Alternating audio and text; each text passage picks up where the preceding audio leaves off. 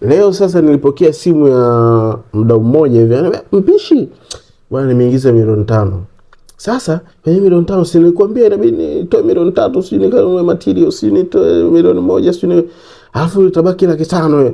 Ile 500 ndio nikamwambia matumizi hayaendi hivyo. Matumizi yoyote ya kikampuni, ya kibiashara yanaenda hivi. Kwenye ile 100%, let's say una 100%, maana let's say kama huyu jamaa yetu ameingiza milioni 5. Kwenye milioni 5 sasa unatoa 40% ambayo ni milioni 2, ambayo hii milioni 2 hii inaenda direct kwenye operations za kikampuni ama ya kibiashara. Kwa maana hapo tunazungumzia mishahara, usafiri, bili za umeme, bili za maji, kodi za ofisi, zinaingia hapo sasa.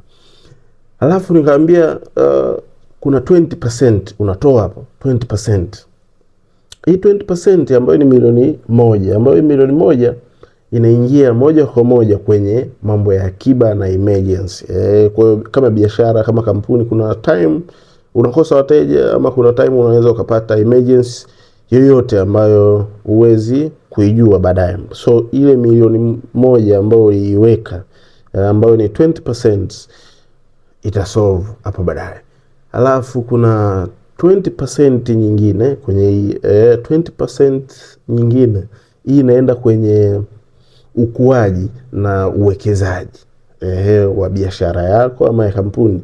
Kwa maana hii inaingia sasa kwenye marketing, au sasa wazee wa MCA, Mpishi Content Agency, anaingia hapo kwenye 20%, ambayo hiyo inahusika kwenye issue zote za kupanua soko ya biashara ama product yako ama kampuni yako, matangazo yote ya radio, TV, social medias, magazeti na matangazo yote kiujumla, influencers, ambassadors, wote wanaingia kwenye 20%.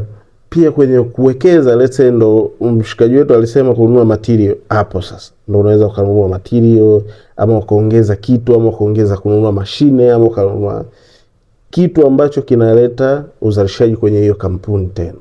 Pesa nyingine sasa hapo kuna 15%. Hii 15% tunajijua wafanyabiashara, tunajijua sisi masio wadogo, tunaomiliki hivi kampuni vidogo vidogo na vya kati.